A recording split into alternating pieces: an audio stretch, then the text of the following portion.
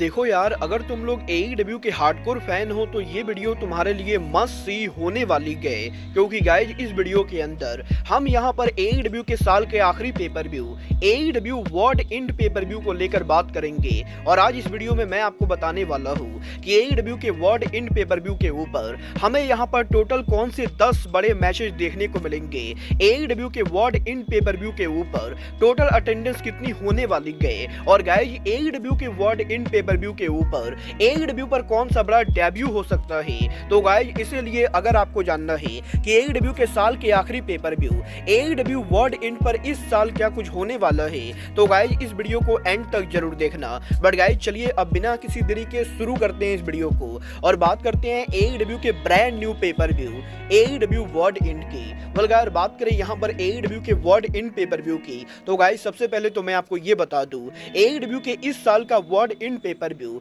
AEW company America में 30 दिसंबर को करने वाली है। और गाइज इसीलिए इंडिया में आप लोग को ये पेपर व्यू 31 दिसंबर को देखने को मिलेगा। और गाइज इस संडे को 31 दिसंबर के ऊपर आप लोग साल के आखिरी दिन के ऊपर AEW का वर्ल्ड एंड पेपर व्यू सुबह 6:30 बजे लाइव देख सकते हो। और गाइज जिस चैनल के ऊपर AEW कंपनी उनके वीकली डायनामाइट रैम्पेज और कोलिजन को ब्रॉडकास्ट करती है, उसी चैनल के ऊपर आप लोग को इंडिया में संडे को सुबह 6:30 बजे के ऊपर यूरो स्पोर्ट चैनल पर AEW का world End pay per view live देखने को मिलेगा। बट गाइस बात करें यहाँ पर पेपर व्यू की टिकट सेल और अटेंडेंस की, तो गाइज अब मैं आपको बता दूं AEW का 30 दिसंबर को World End pay per view AEW company Nassau Veterans Memorial Coliseum में करने वाली है, जहां पर इस अरीना के अंदर AEW की वर्ल्ड एंड की ओवरऑल कैपेसिटी AEW कंपनी ने करीबन 9800 के बराबर रखी है, जहां पर 9800 टिकट में से AEW ने अभी तक करीबन 8500 टिकट सोल्ड आउट कर दिए हैं। बट गाइज अब भी AEW के वर्ल्ड एंड पेपर व्यू के ऊपर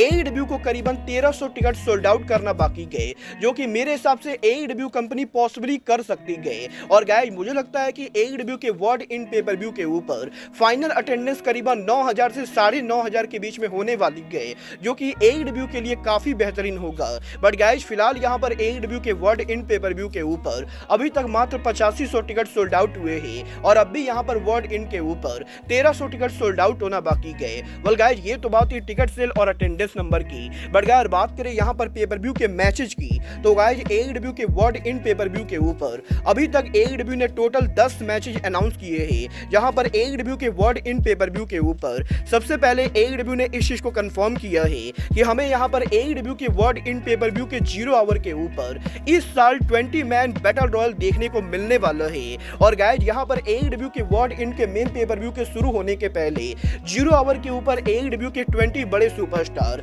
AEW के बैटल रॉयल के अंदर एंटर करेंगे, और इस बैटल रॉयल के एंडिंग के ऊपर जो भी एक रेसलर इस बैटल रॉयल को जीतेगा वो यहाँ पर AEW के अंदर AEW के TNT चैंपियनशिप का नंबर 1 कंटेंडर बनेगा। और गाइज बेसिकली यहाँ पर इस बैटल रॉयल को जो भी जीतेगा वो यहाँ पर AEW के TNT चैंपियन को कभी भी और कहीं भी चैलेंज कर सकता है। वेल गाइज डेफिनेटली यहाँ पर इस बैटल रॉयल के अंदर AEW superstar Bryan Cage, Dusty Rhodes, FTR और हाउस ऑफ ब्लैक सहित AEW के काफी सारे रेसलर कंपीट करने वाले हैं, और देखना काफी दिलचस्प होने वाला है कि आखिर AEW का वो कौन सा रेसलर होता है जो AEW के वर्ल्ड एंड पर इस बैटल रॉयल को जीत के TNT चैंपियनशिप का नंबर 1 कंटेंडर बनता है। बट गाइज इसके बाद AEW के वर्ल्ड एंड के मेन पेपर व्यू से पहले हमें यहाँ पर 0 आवर के ऊपर FTW championship on the line देखने को मिलेगा, जहां पर FTW champion hook FTW championship पहली बार AEW के अंदर व्हीलर यूता के खिलाफ डिफेंड करने वाले गए। और गाइज बेसिकली यहाँ पर ये वाला मैच चैंपियन वर्सेस चैंपियन होने वाला है,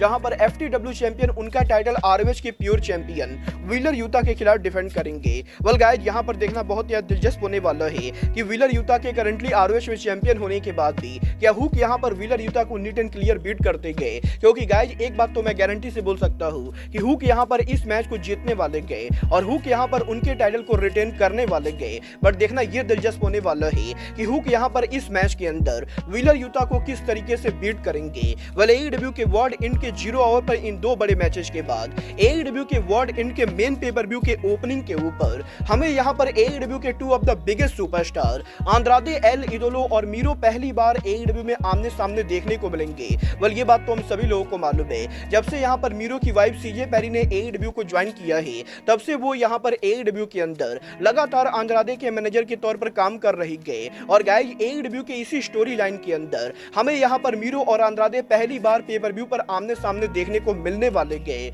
और गाइज यहाँ पर देखना बहुत ही दिलचस्प होने वाला है कि इन दोनों के इस मैच के अंदर आखिर सीजे पेरी का क्या रोल होता है। और गाइज इन दोनों के इस मैच के अंदर सीजे पेरी अगर मैच के दौरान रिंग साइड एरिया पर मौजूद रहती गए तो वो यहाँ पर एक्चुअली में मीरो और अंद्रादे में किसको सपोर्ट करती गए। बट यार बात करें यहाँ पर मैच के विनर की तो गाइज मुझे लगता है यहाँ पर इस मैच के अंदर अगर यहाँ पर सीजे पेरी की इंटरफेरेंस होती गए तो अंद्रादे एल इदोलो मैच को जीतने वाले गए। बट अगर यहाँ पर इंटरफेरेंस नहीं होती गए तो गाइज मीरो यहाँ पर मैच को जीतने वाले गए। वाले एईडब्ल्यू के वर्ल्ड इन पर जबरदस्त सिंगल मैच के बाद हमें यहाँ पर 8 मैन टैग मैच देखने को मिलेगा, जहां पर एईडब्ल्यू के वर्ल्ड इन पेपर व्यू के ऊपर हमें यहाँ पर Ricky Starks, Big Bill, Powerhouse Hobbs and Kyle Fletcher versus Chris Jericho, Sammy Guevara, Sting और डार्बी अलिन के बीच में 8 मैन टैग मैच देखने को मिलने वाला है। और गाइस बेसिकली आज एईडब्ल्यू के डायनामाइट शो के ऊपर सैमी गुवारा के डॉन कैलिस फैमिली पर टर्न होने के बाद अब एईडब्ल्यू ने रैंडम तरीके से इस मैच को बुक कर दिया है। और क्योंकि मैच के पीछे कुछ खास ज्यादा बड़ी स्टोरी लाइन नहीं गए तो गाइज इससे लगता है मुझे लगता है इस मैच के अंदर क्रिस जेरिको, स्टिंग, डार्बी अलिन और सैमी गुवारा इस मैच को जीतने वाले गए। बट गाइज इसके बाद एईडब्ल्यू के वर्ल्ड एंड के ऊपर हमें यहाँ पर एईडब्ल्यू का TBS title on the line देखने को मिलेगा, जहां पर एईडब्ल्यू की टीबीएस चैंपियन जूलिया हार्ट उनका टाइटल एईडब्ल्यू की स्कैरी सुपरस्टार एवा डॉन के खिलाफ डिफेंड करने वाले गए। वेल एवा डॉन के 2019 में ही एईडब्ल्यू को ज्वाइन करने के बाद ये यहाँ पर पहली बार होने वाला है जब 4 सालों में एवा डॉन पहली बार किसी पेपर व्यू के ऊपर एईडब्ल्यू के टाइटल के लिए कम्पीट करेंगी। और क्योंकि यहाँ पर ये एबाडॉन के करियर का बिगेस्ट मैच है तो गाइस डेफिनेटली यहाँ पर एबाडॉन काफी तगड़ा परफॉर्म करने वाले गए। बट गाइस यहाँ पर मुझे इसके 0% चांसेस लगते गए कि जूलिया हार्ट एबाडॉन से उनके टाइटल को हारेंगी। और गाइस क्योंकि ये यहाँ पर जूलिया हार्ट का पहला बड़ा पेपर व्यू टाइटल डिफेंस होने वाला है तो गाइस मैं इस चीज को लेकर पूरी तरह से श्योर हूँ कि जूलिया हार्ट एबाडॉन को हरा के स्काई ब्लू की मदद से इस टाइटल को रिटेन करेंगी।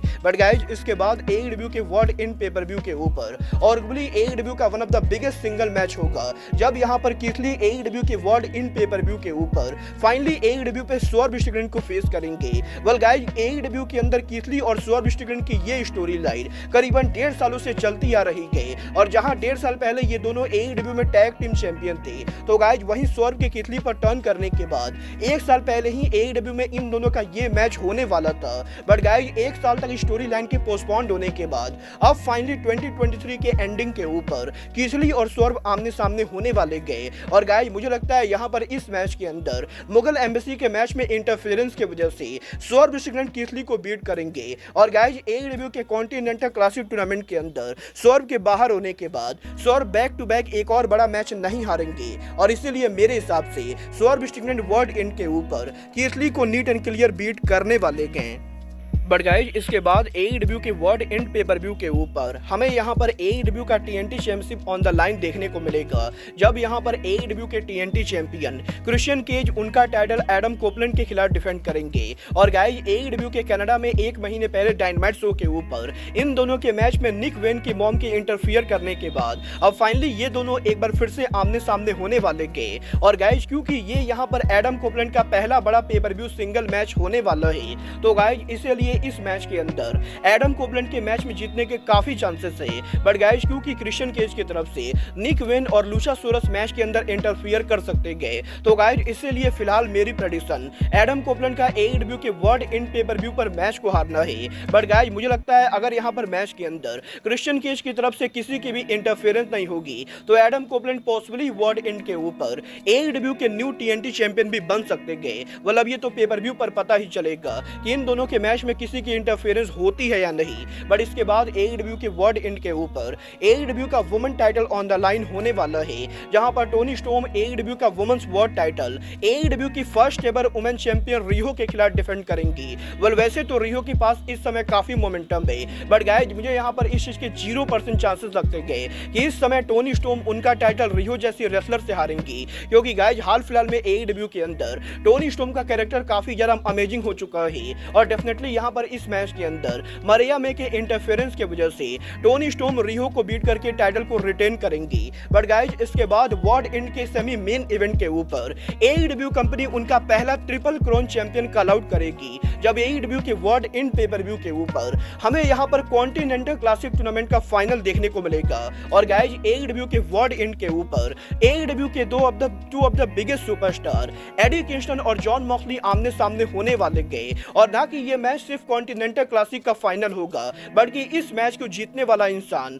एईडब्ल्यू का पहला अमेरिकन ट्रिपल क्राउन चैंपियन बनेगा। वेल गाइज क्योंकि मैच के अंदर triple crown title on the line है, तो गाइज इसीलिए मुझे लगता है कि एईडब्ल्यू कंपनी एक बार फिर से उस इंसान को ये मैच जिताने वाली है जो इंसान एईडब्ल्यू कंपनी को काफी लंबे टाइम तक कैरी करते आया है। और गाइज इस चीज के तगड़े चांसेस है कि जॉन मॉक्सली वर्ल्ड एंड के ऊपर एडी किंगस्टन को बीट करके एईडब्ल्यू के brand new triple crown champion बनेंगे। बट गाइज क्योंकि जॉन मॉक्सली यहां पर एईडब्ल्यू के वर्ल्ड एंड के मात्र 4 दिनों के बाद एनजेपीडब्ल्यू के रसल किंगडम पर कंपीट करने वाले गए, तो गाइज इसीलिए मुझे इसकी भी कमी पॉसिबिलिटी लगती गई कि जॉन मॉक्सली रसल किंगडम से पहले इतना बड़ा टाइटल मैच जीतेंगे। वेल गाइज इस मैच के अंदर करंटली मैं ये प्रेडिक्ट नहीं कर सकता हूं कि इन दोनों के इस मैच को कौन जीतेगा। बट गाइज इसके बाद एईडब्ल्यू के वर्ल्ड एंड के मेन इवेंट के ऊपर एईडब्ल्यू का world title on the line होने वाला है, जहां पर एमजेएफ एईडब्ल्यू का वर्ल्ड चैंपियनशिप हमें यहां पर समोआ जो के खिलाफ डिफेंड करते हुए दिखाई देंगे। वेल आज यहां पर एईडब्ल्यू के डायनामाइट शो के ऊपर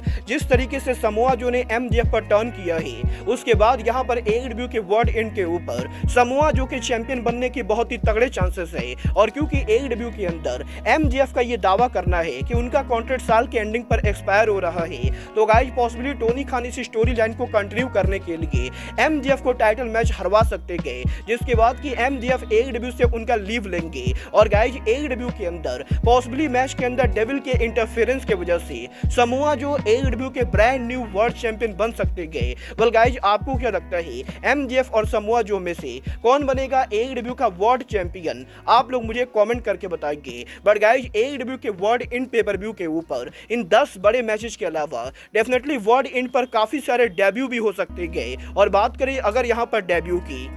तो गाइज एईडब्ल्यू के वर्ल्ड इन पेपर व्यू के ऊपर जिस इंसान के डेब्यू करने के सबसे ज्यादा चांसेस है वो और कोई नहीं बल्कि डॉल्फ जिगलर है। और गाइज यहाँ पर इस चीज की भी काफी तगड़ी रूमर चल रही है कि डॉल्फ जिगलर यहाँ पर वो रेसलर हो सकते गए जो एईडब्ल्यू के वर्ल्ड इन पेपर व्यू के ऊपर पॉसिबली डेविल बनकर एईडब्ल्यू पर डेब्यू करेंगे। और एईडब्ल्यू के अंदर डेविल की ये जो लंबी स्टोरी लाइन चल रही है, पॉसिबली इस स्टोरी लाइन के अंदर डॉल्फ जिगलर को डेविल बनाकर लाया जा सकता है। बट गाइज डॉल्फ जिगलर के अलावा एक और जो बड़ा सुपर स्टार वर्ल्ड इन पर डेब्यू करने के लिए पूरी तरह से फ्री गए, वो यहाँ पर और कोई नहीं बल्कि गोल्डबर्ग गए। और गाइस रिसेंटली यहाँ पर गोल्डबर्ग के डब्ल्यूडब्ल्यू को लेकर काफी सारी उल्टी सीधी बातें करने के बाद और गोल्डबर्ग के स्टिंग के रिटायरमेंट में शामिल होने को लेकर बातें करने के बाद अब ये चीज तो बिल्कुल ही क्लियर है कि गोल्डबर्ग भी एईडब्ल्यू को ज्वाइन करना चाहते गए। और गाइस ये यहाँ पर वो परफेक्ट पेपर व्यू होगा जब गोल्डबर्ग एईडब्ल्यू को ज्वाइन कर सकते गए। वेल गाइस देखना बहुत ही दिलचस्प होने वाला है कि गोल्डबर्ग डॉल्फ जिगलर के अलावा